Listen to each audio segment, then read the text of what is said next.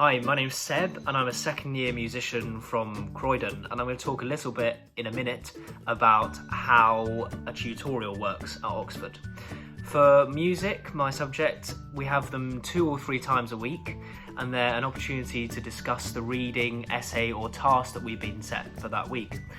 We usually start by talking about the work, any questions that we want to raise or particularly interesting points. Then the tutor will have prepared some extra thoughts or documents perhaps a different viewpoint on something or critiquing the way we approached it. Our tutor usually aims to clarify the key concepts as we make notes before going on to more discussion. For my tutorials, we might listen to some music and discuss it, or look at some original sources perhaps. Then we'll have a general discussion about the topic for the remainder of the time, so an hour for 2 people or an hour and a half for 3.